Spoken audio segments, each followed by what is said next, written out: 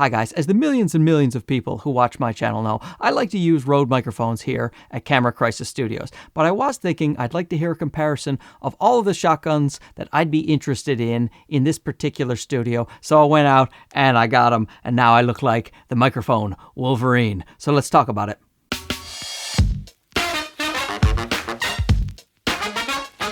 So big shout out to Rode Microphone for sending over a bunch of these mics. I already owned a bunch. They sent a bunch over so that I could have a comparison. And they also sent over these just stylish headphones. You're going to want to use headphones for this video, you know, if you care about sound quality. I mean, not only is this a handsome set of headphones, this is easily the most comfortable set of headphones I have ever had on my delicate noggin. It's got such a nice foam piece. It's so comfortable. Look, I have only had these for about a week, so I can't tell you about the durability, but I can say the sound quality is fantastic and the comfort is second to none. I get headaches easily. Like I said, I am a delicate flower and I get headaches easily when I am using headphones for a long period of time, and these things are so great. No headaches at all. Love them. Rode thinks I'm going to send them back. They're incorrect. I'm stealing these. I'm just simply stealing. Bill me. Go ahead. I'm not going to pay that bill. Yeah, I probably will. I don't want to be arrested. But I am definitely keeping these. So go get yourself a set of headphones. I will wait. You know what? I won't wait. You can pause the video, and then that would make more sense instead of me sitting here with dead air. You know what? Let's get to the tests. First, I'll tell you which microphones we have used. I will start from most expensive to least expensive, and I will talk about their accessories as well. We have the Rode NTG3. This is the microphone that I generally use in my studio, and that comes with nothing but simply a clip to clip your microphone onto something, and actually a metal carrying tube, which is quite useful. But that's all that comes with. Then you have the Rode NTG5, which comes with an entire field shotgun kit. Is really great. It has the handle there, it has the furry wind muff, it has the shock mount, everything you need to get yourself going on an actual outdoor shoot.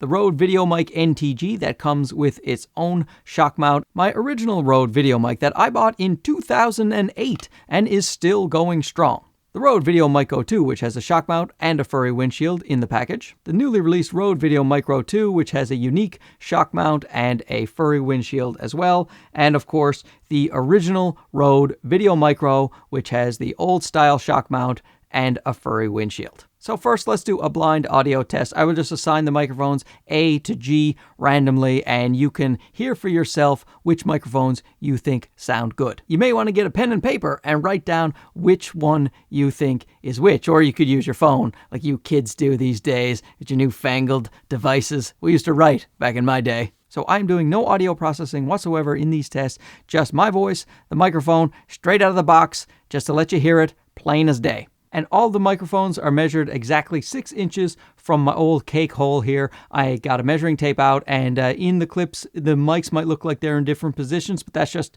an optical illusion because some of them are longer than others, but I assure you they are 6 inches exactly away from a beautiful gob.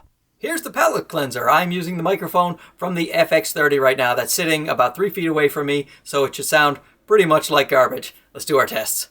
Mark Bennett is as intelligent as he is handsome, which is very. Mark Bennett is as intelligent as he is handsome, which is very. Mark Bennett is as intelligent as he is handsome, which is very. Mark Bennett is as intelligent as he is handsome, which is very. Mark Bennett is as intelligent as he is handsome, which is very. Mark Bennett is as intelligent as he is handsome, which is very. Mark Bennett is as intelligent as he is handsome, which is very. And now I will show you that same test, except I will write on the screen which microphone was which. Mark Bennett is as intelligent as he is handsome, which is very. Mark Bennett is as intelligent as he is handsome, which is very. Mark Bennett is as intelligent as he is handsome, which is very.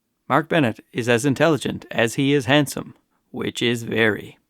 Mark Bennett is as intelligent as he is handsome, which is very. Mark Bennett is as intelligent as he is handsome, which is very. Mark Bennett is as intelligent as he is handsome, which is very. I will do another audio test in a minute where I go from the cheapest mic to the most expensive mic so you can hear the progression of the quality of the microphone. But first, I want to talk a little bit about why you might choose one microphone over another. So the first thing to consider is the expensive mics, the NTG3 and the NTG5. These are XLR microphones, so you have to plug an XLR cable into it, and you either have to run it into a camera that has an XLR port or into a recording device and then sync that up later in post. You can't just stick it into a 3.5 millimeter jack and expect it to go, because these things, they need phantom power. So it needs to be a device that can output phantom power so that these microphones will turn on and record your beautiful voice. Personally, I just run my NTG3 into my H4n Pro, and then I sync up the file to my video in post. But if you do want to use the microphone going right into the 3.5 millimeter jack, then you are down to these microphones right here. You can skip the XLR part, and actually I have an extension cable here. I'm using the Rode VideoMic NTG because I have another one here in the studio, and I am running it from right here, about 6 inches from the mouth, well, maybe about 10 inches from the mouth, and then it is going with the extension cable right into the FX30. So the microphones that you can do that with, the original Rode VideoMic, the VideoMic Go 2, the Rode VideoMic NTG, and the Videomicro, and the Videomicro 2. Now let me run the last test, and then I'll talk about value, because there's a couple of these mics that will give you a lot more value than the other microphones. But first, let's just go from cheapest to expensivest and let you hear that. And this is my radio voice coming out of the cheapest Rode, the Rode Videomicro original version. And this is my radio quality voice coming out of the Rode Videomicro version 2. This is my radio quality voice coming out of the Rode VideoMic Go 2. This is my radio quality voice coming out of the original Rode VideoMic that I bought in 2008. This is my radio quality voice coming out of the Rode VideoMic NTG. And this is the radio quality sound of my voice going through the Rode NTG5 and my Zoom H4n Pro. And this is the radio quality sound of my voice going through the Rode NTG3 and my Zoom H4n Pro. Now, the highest quality sound to me is the expensive XLR microphones, which makes a lot of sense. You would hope it would be the case. And the NTG3, the reason I got that is because I have a nasally leprechaun voice, and I like the bass that comes in this microphone. Now, a lot of people do not like it. They think it is too bass heavy, and they don't want to use it. And for most people, I think the NTG5 probably sounds a little bit better. For me, because I have no low end to my voice whatsoever, I'm a burly man, don't get me wrong, it's just it doesn't come through in my voice, so I'm always adding voice. I'm always adding bass. That should be a word. I'm adding bass to my voice in post when I don't have the Rode NTG3. So, but for everybody else, and you want the highest quality at a reasonable price, I think the NTG5 is probably the way to go. However, this is not the best value microphone, I don't think. To me, the best value microphones are between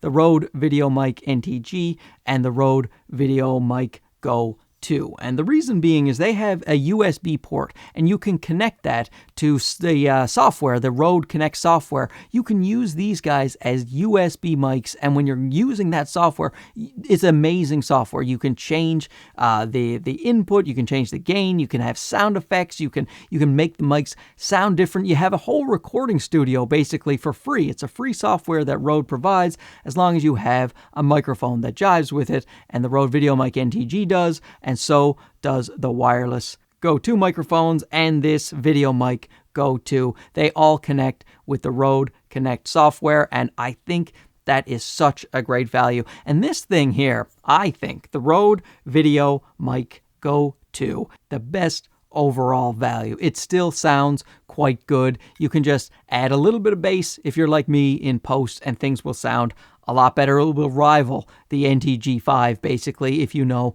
a tiny bit about audio and editing your audio, and then you get that great Rode Connect. And also, you don't have to power this. It is just powered by the camera, so you never have to charge it. You never have to turn it on. Whereas the Rode VideoMic NTG, you have to charge it through USB, and if you forget to charge it, then you can't use your microphone.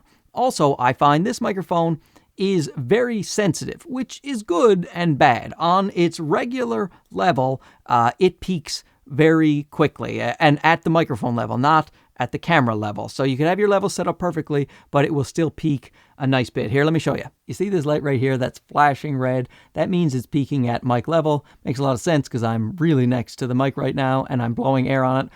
So when you do that, it is going to peak. But that actually peaks quite easily when it's on its standard setting. Like even if I go, guys, it just does it all the time. You can turn the volume all the way down. Guys, it doesn't matter. It's about the peaking coming in. Now, if you put on the -20 pad, and I do the same thing with guys, you see it is not peaking because the microphone is told, don't be so sensitive. There's going to be loud sounds coming into your mic. So my personal solution to that is put on the -20 dB pad, and I just turn up the volume on the back of the microphone right there. And I find that it doesn't raise my noise floor in any way that bothers me. So that's what I do, unless I'm using the Rode Connect software. Then you can make an adjustment there in the software and you don't have to do anything on the mic. But that's only if you're recording into the software, because you can't save the changes, unfortunately, to the microphone from the software. So other than the peaking issue, which I have solved, this mic is an absurdly great value because it sounds almost as good as the Rode NTG5, in my opinion, and it has low pass filter 75 and 150 and a high pass filter right there on the mic. It also, of course, has the -20 pad, but it has a safety channel as well, and it tells you when it's peaking, and you can control the volume on the mic by this little knob here from 0 to 15. So this thing with the Rode Connect, being able to use this as a USB mic as well, it's just extremely versatile. It sounds fantastic. You just have to watch out. If you're someone like me in this type of room, you might get some peaking. So in that case, go to your -20 pad. So go ahead and leave a comment down below which microphone you thought sounded the best, and hopefully this video helped you decide what type of microphone you might want for your own handsome studios. And thanks again to Rode for sending out these mics so I could compare them back to back, and we'll talk to you again soon. Okay, bye-bye.